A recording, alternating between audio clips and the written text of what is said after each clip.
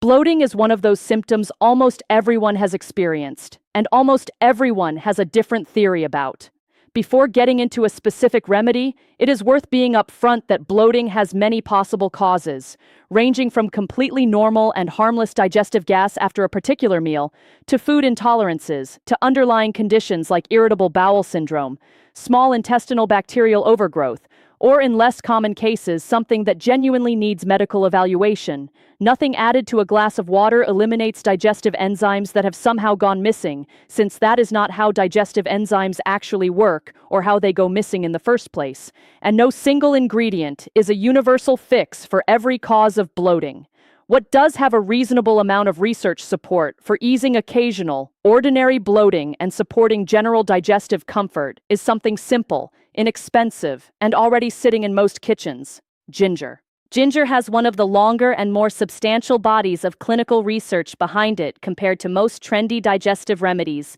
partly because it has been used medicinally across multiple cultures for thousands of years, which made it an early and frequent subject of modern scientific investigation once researchers started systematically testing traditional remedies. This does not mean every traditional use of ginger holds up under modern research, but its effects on digestion specifically are among the better supported claims in the herbal and traditional medicine space, with research spanning nausea, gastric emptying, and general digestive comfort. To understand why ginger may help with bloating specifically, it helps to understand one of the more common everyday mechanisms behind that uncomfortable distended feeling after eating. Slow gastric emptying, meaning food moves out of your stomach into your small intestine more slowly than it ideally would. When food sits in the stomach longer than necessary, it gives more time for gas-producing fermentation processes to occur and tends to create a more pronounced sensation of fullness and distension.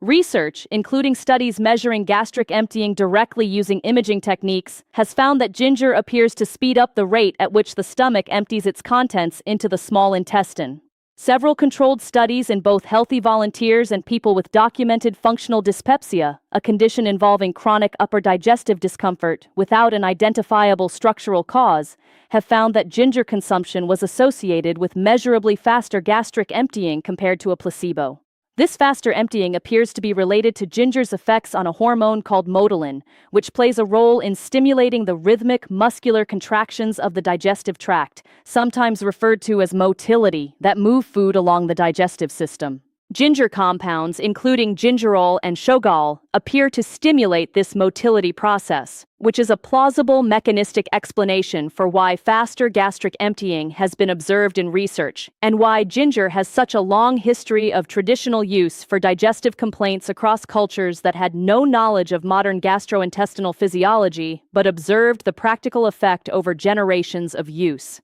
Ginger's most extensively studied digestive effect, and the one with the strongest level of overall evidence, is actually its impact on nausea rather than bloating specifically. Research on ginger for nausea related to pregnancy, motion sickness, and chemotherapy has produced some of the more consistent positive findings in the herbal medicine research literature, to the point where ginger is recommended in some clinical guidelines as a reasonable complementary option for certain types of nausea. This matters here because nausea and bloating often overlap in how they are experienced, and ginger's well-documented effect on the first gives some additional plausibility to its more modest but still reasonably supported effect on the second.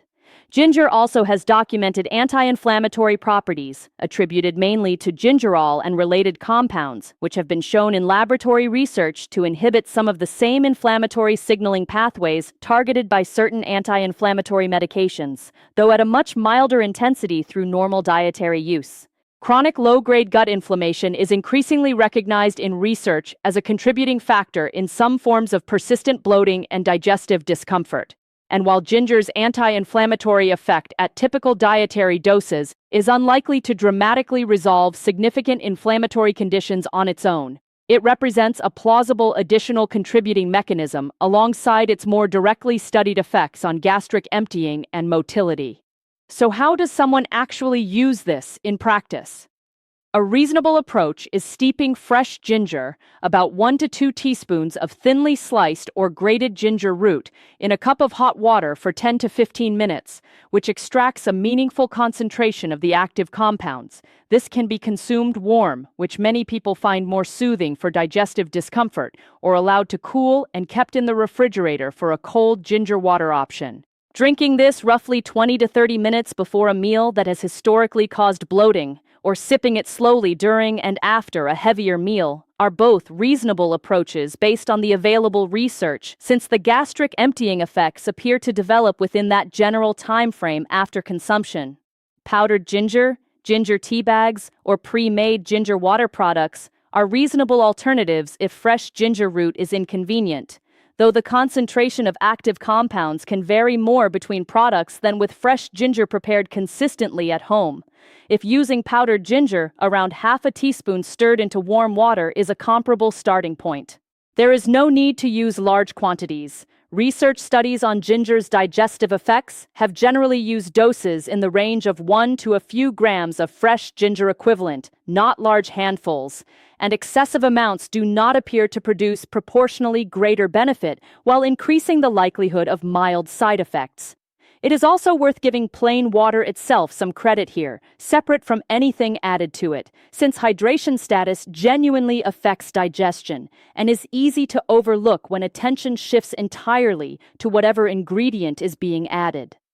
Adequate fluid intake supports the normal movement of food and waste through the digestive tract, and insufficient fluid intake is a well-documented contributor to constipation, which itself frequently presents with bloating and a sense of fullness or distension. This means that part of why ginger water specifically might feel helpful for some people is simply the act of drinking more fluid consistently, separate from any specific effect of the ginger itself, and it is worth keeping that in mind rather than attributing every bit of improvement entirely to the added ingredient. This is not a reason to dismiss ginger's documented effects, but it is a reasonable caveat that applies to a lot of add this to your water advice generally. Sometimes part of the benefit comes from the water itself, particularly for people who are not drinking enough fluid to begin with.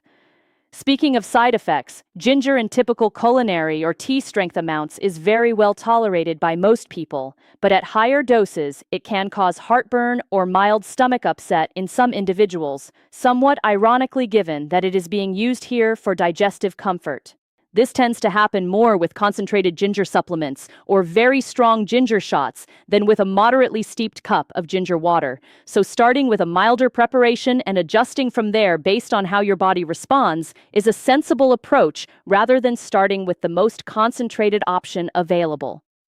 It is worth briefly comparing ginger water to a couple of other popular water additives that get marketed for similar digestive purposes, since the comparison helps clarify why ginger specifically has a reasonable case behind it. Lemon water is extremely popular online for digestion and detoxification claims, but the actual research support for lemon specifically improving digestion or reducing bloating is considerably thinner than the research on ginger's effects on gastric emptying and motility. Lemon water is not harmful, and the vitamin C it provides is a genuine nutritional benefit, but its reputation as a digestive aid rests more on tradition and assumption than on the kind of controlled research that exists for ginger. Apple cider vinegar is another extremely common addition to water for digestive purposes, and while there is some limited research suggesting it may modestly affect blood sugar response and gastric emptying in certain contexts, the evidence specifically for bloating relief is weaker and less consistent than ginger's. And apple cider vinegar carries its own risks at higher concentrations, including dental enamel erosion and esophageal irritation, if consumed undiluted or in excess. This comparison is not meant to dismiss either of those options entirely, but rather to illustrate that not all popular water additives have equal research behind them, and ginger happens to be one of the better supported choices, specifically for the gastric emptying and motility mechanisms relevant to bloating. For anyone who wants a concrete starting point rather than a vague intention, here is roughly how this might look across a typical day. A cup of warm ginger water in the morning, perhaps before or alongside breakfast, is a reasonable way to start. particularly for anyone who tends to feel bloated or sluggish earlier in the day. If a particular meal has historically caused noticeable bloating, whether that is a larger lunch, a rich evening meal, or something specific like a meal heavy in beans or cruciferous vegetables, having a cup of ginger water about 20 to 30 minutes beforehand, based on the gastric emptying research timeframe discussed earlier, is a reasonable way to apply it more specifically, rather than just drinking it at a random point in the day. For occasional after-meal discomfort, a smaller cup sipped slowly in the half hour or so after eating is also a reasonable approach, and several traditional uses of ginger across different cultures follow almost exactly this pattern. Taken after a heavy meal as a digestive aid, which lines up reasonably well with what the gastric emptying research would predict. It is worth being clear that there is no strict required schedule here, and the research does not point to one single best time of day that applies universally. The reasonable range is built around using it in proximity to meals that tend to cause discomfort, rather than expecting some background, time-released effect from drinking it at an arbitrary moment unrelated to eating. Someone who simply enjoys ginger tea as a beverage throughout the day, separate from any specific digestive goal, is not doing anything wrong either. It is simply a slightly less targeted approach than timing it intentionally around meals if bloating relief is the specific goal. Reusable fresh ginger root keeps well in the refrigerator for a couple of weeks, and even longer in the freezer, where it can be grated directly while still frozen, which makes maintaining a regular ginger water habit more practical than it might initially seem. Buying a single piece of ginger root and keeping it on hand removes most of the friction involved in making this a sustained habit, rather than something tried once and then abandoned because fresh ginger was not readily available on a given day. There are a few groups of people who should be more cautious with ginger or discuss it with a doctor first. People taking blood-thinning medications should be aware that ginger has mild blood-thinning properties of its own in some research, and combining it with prescribed anticoagulants in large amounts could theoretically increase bleeding risk, although typical culinary and tea amounts are generally considered low risk even in this context, with more caution warranted at higher supplemental doses. People with gallstones or gallbladder disease should be cautious as well, since ginger can stimulate bile production and flow, which is part of how it supports digestion, but could theoretically aggravate symptoms in someone with an existing gallbladder issue. Pregnant women have specifically been studied using ginger for nausea, and it appears generally safe at typical doses used in that research. But as with anything during pregnancy, checking with an obstetrician about appropriate amounts is a reasonable step rather than self-directing dosage based on general advice. It is worth talking honestly about what else actually contributes to bloating, because ginger water is a genuinely useful tool, but it is not addressing every possible cause, and understanding the bigger picture helps set realistic expectations. Eating too quickly, which reduces how thoroughly food is chewed and increases the amount of air swallowed along with food, is one of the more common and most overlooked contributors to bloating, and simply slowing down at meals. Something research on eating behavior consistently associates with reduced bloating and improved digestion, costs nothing, and requires no special ingredient at all. Carbonated beverages introduce gas directly into the digestive tract and are a straightforward contributor for many people. Certain carbohydrates that are poorly absorbed by some people, broadly grouped under the term FODMAPs in nutrition research, including certain amounts of onions, garlic, beans, and some fruits, are well documented as common bloating triggers in people with sensitive digestive systems, particularly those with irritable bowel syndrome, and identifying personal trigger foods through careful observation or guidance from a dietitian is often more impactful for someone with frequent bloating than any single remedy added to a glass of water. Chronic stress is also worth mentioning again here, since the gut and the nervous system are closely connected, and stress has been shown in research to alter gut motility and sensitivity in ways that can worsen the sensation of bloating even when the actual amount of gas present is not unusual. This means that for some people, addressing stress through whatever means genuinely works for them,